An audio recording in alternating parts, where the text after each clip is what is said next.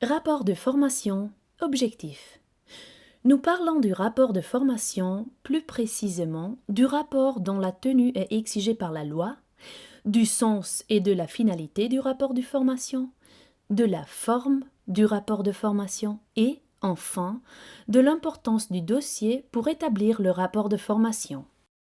La loi sur la formation professionnelle, LFPR, stipule à l'article 20 que les prestataires de la formation à la pratique professionnelle font en sorte que les personnes en formation acquièrent un maximum de compétences qu'ils évaluent périodiquement. L'ordonnance du CFRI sur la formation professionnelle initiale, section 7, indique que la formatrice ou le formateur établit le niveau de la formation au moins une fois par semestre au cours d'un entretien avec la personne en formation. Le moyen utilisé à cet effet est le rapport de formation. Sens et finalité du rapport de formation. La tenue du rapport de formation est donc une obligation. Les formateurs et les formatrices devraient cependant aussi aborder le niveau de formation avec l'apprenti ou l'apprentie indépendamment du rapport de formation. Le rapport de formation complète les nombreux échanges, plus ou moins longs, entre le formateur ou la formatrice et la personne en formation avant, pendant et à la fin des travaux. L'entretien fondé sur le rapport de formation doit être bien préparé. C'est aussi l'occasion de parler du bulletin de l'école professionnelle. La personne en formation a aussi la possibilité de parler de ses expériences et de donner son avis. Forme du rapport de formation. Le rapport de formation peut prendre différentes formes. Il peut, par exemple, s'agir d'un formulaire semblable à celui utilisé pour les entretiens de qualification dans l'entreprise.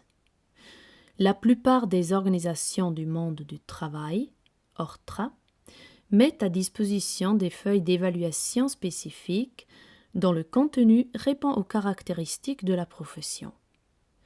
Le CSFO a créé le formulaire neutre « Rapport de formation ». Il s'agit d'un outil réalisé en tenant compte des besoins spécifiques de la formation à la pratique professionnelle. Les formateurs et formatrices peuvent l'adopter. Cet outil leur permet d'évaluer le comportement individuel, le comportement au travail et les compétences professionnelles. Dossier de formation. Le dossier de formation constitue une base importante pour établir le rapport de formation. La personne en formation y consigne tous les travaux fondamentaux, les compétences et les expériences acquises dans l'entreprise formatrice. Tenu systématiquement, le dossier de formation sert par ailleurs d'ouvrage de référence. Le formateur ou la formatrice peut y suivre le déroulement de la formation, mesurer l'intérêt professionnel de la personne en formation et son engagement personnel. Dans certaines professions, le dossier de formation peut être consulté durant les travaux pratiques de l'examen final. Il sert aussi de base pour la procédure de qualification. L'ordonnance de formation contient les indications utiles à ce sujet.